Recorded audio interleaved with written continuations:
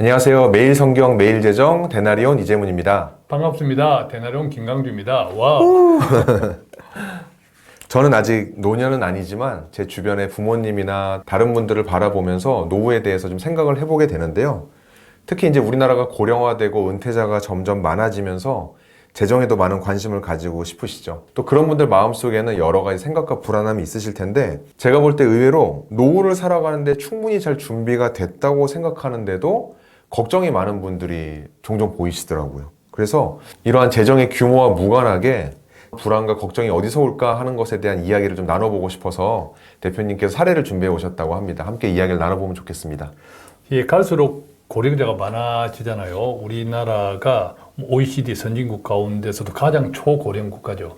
65세 이상자가 전체 인구의 20%를 넘은 네. 초고령 국가고, 문제는 거기에 덧붙여 점점 우리가 살아야 될 노년이 길어지고, 네. 안타깝게도 필요한 재정을 준비 못한 분들도 많죠.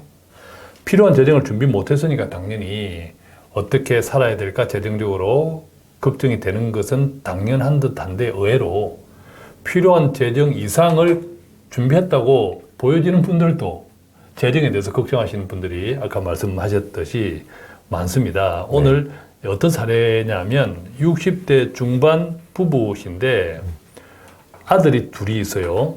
아들 둘 가운데 한 사람은 기혼, 한 사람은 미혼, 그리고 미혼 딸이 한 사람 있습니다. 아들 둘, 딸 하나, 다 네. 성인이죠. 큰 아들에게는 결혼할 때 또 집 살 때 좀 보태줬대요. 네. 나머지 작은 아들과 딸이 문제랍니다.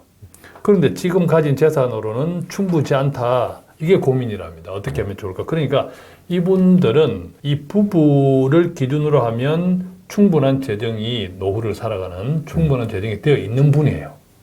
자, 그런데 걱정을 어떤 의미에서는 자기가 아니라 자기가 준비되어 있으니까, 네. 준비되어 있으니까 자녀를 보니까 걱정인 거죠. 네. 물론 당연히 자녀를 끝까지 재정적으로도 도와주고 싶은 마음 부모라면 다 있습니다. 네. 그런데 이분들이 자녀 문제를 가지고 자신의 노후를 생각하면 부족하지 않은 재정을 자녀를 생각할 때 걱정이다. 이것을 어떻게 하면 좋을까라는 걱정을, 염려를 가지고 왔을 때는 저는 이분들을 보면서 조금 다른 생각이 들었는데요.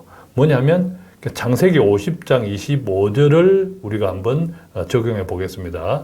한번 읽어봐 주실래요? 창세기 50장 25절 말씀입니다. 요셉이 또 이스라엘 자손에게 맹세시켜 이르기를 하나님이 반드시 당신들을 돌보시리니 당신들은 여기서 내 해골을 메고 올라가겠다 하라 하였더라. 자, 이거 다 아는 말씀이죠. 요셉이 사망하면서 자손들에게 이야기하는 겁니다. 당신들은 여기서 내 해골을 메고 올라가겠다. 나중에 애굽을 떠날 때 내 해골도 가져가라. 이 이야기잖아요. 네. 우리는 다 죽음이 끝이 아니라 죽음 너머의 소망을 가지고 살잖아요. 크리스찬들은. 그런데 의외로 많은 사람들은 죽음을 넘어 산다는 생각을 현실적으로 자꾸 잊어버리는 것 같아요.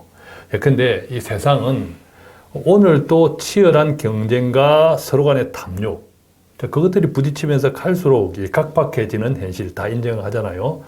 그런데 내가 아무리 많은 돈을 자녀를 위해서도 준비하고 나의 노후를 위해서 준비해도 만약 내가 오늘 죽는다면 세상에서는 아무런 소용이 없는 거죠. 끝이죠. 그렇죠. 끝이죠. 네. 기독교인들은 세상을 넘어서, 이 땅을 넘어서 죽음 이후에 그게 소망이 있잖아요. 그런데 그렇습니다. 세상은 내가 살아있을 때까지거든요. 이것을 잘 구별을 하셔야 되는 것이, 오늘 말씀 나눈 이 사례 같은 경우에는 자기들의 재정은 충분해. 네. 충분한데, 충분하니까 오히려 다른 걱정을 하는 거예요. 자녀들, 다 키운 자녀들. 네. 다 키운 자녀들, 물론 다 키운 자녀들까지 다 재정적으로 또 도와주면 좋지만, 심적으로는 이해는 되죠. 그렇죠. 심적으로 이해가 되는데, 실제로 다 큰 자녀들까지 재정적으로 팍팍 도와줄 수 있는 노후 많지 않습니다. 네. 결코 많지 않습니다. 자기들 노후를 준비하기도 허덕허덕 하는 사람들이 대부분이죠. 그렇습니다. 그래서 어떤 의미에서는 염려를 사서 한다. 걱정을 사서 한다. 네. 라는 생각이 드는 거죠. 함께 또 나눠보면 좋을 것은 누가복음 12장 19절에서 20절 말씀인데 한번 읽어봐 주실래요? 네, 누가복음 12장 19절에서 20절 말씀입니다. 또 내가 내 영혼에게 이르되 영혼아 여러 해 쓸 물건을 많이 쌓아두었으니 평안히 쉬고 먹고 마시고 즐거워하자 하리라 하되 하나님이 이르시되 어리석은 자여 오늘 밤에 내 영혼을 도로 찾으리니 그러면 내 준비한 것이 누구의 것이 되겠느냐 하셨으니. 아멘. 이것도 너무 잘 아는 말씀이죠. 어리석은 부자에 대한 말씀입니다. 네. 어쨌든 이제 창세기 본문에서 보면 요셉은 그의 자손들에게 하나님의 약속을 다시 확인하면서 죽음 이후에 소망을 당부하고 있습니다. 즉 비록 요셉의 육신은 여기서 끝나지만 영은 하나님 나라에서 영원히 산다는 확신을 바탕으로 미래에 대한 요셉 그의 소망을 말하고 있는 거거든요. 네. 반면에 이제 어리석은 부자 이 말씀에서 보면 하나님은 그의 즐거움이 고작 그의 육신이 살았을 때까지라는 것을 말하고 있습니다.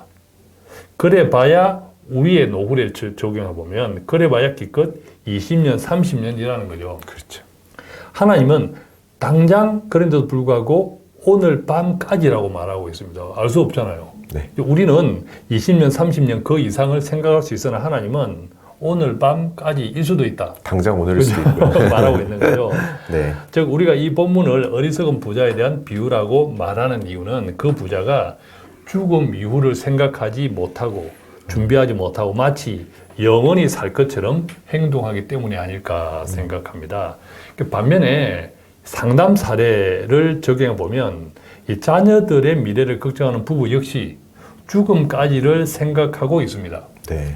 내가 죽으면 더 이상 자녀들한테 해줄 것이 없다고 생각하고 있는 거죠. 맞습니다. 그러니까 내가 살아있는 동안에 이 자녀들의 재정적인 문제까지도 다 해결해주고 싶은 이런 것이 있는 거죠. 그것으로 모든 것이 끝난다고 죽음으로 생각하는 것이 아닐까 생각합니다. 특히 노후를 그렇게 살다 보면 이 자식들에 대한 염려와 걱정으로 결코 평안한 날이 없죠. 예, 그동안 수고했던 자신들의 노후를 위해서 돈을 쓸 수도 없습니다. 이 자식들 챙겨야 되니까.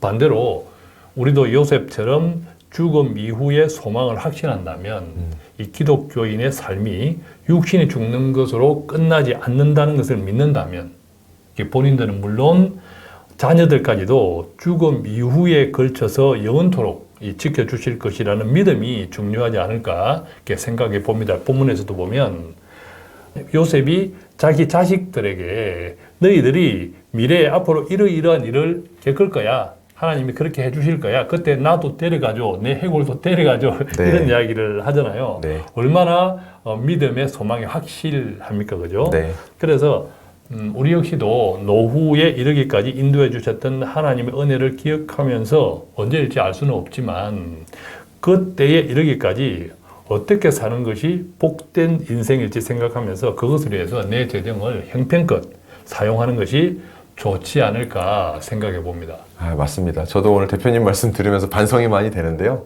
우리가 입술로는 천국 소망 가지고 살아간다고는 하지만 희한하게 재정은 우리의 죽음 선에서 자꾸 그거를 규정하려고 하는 것 같습니다.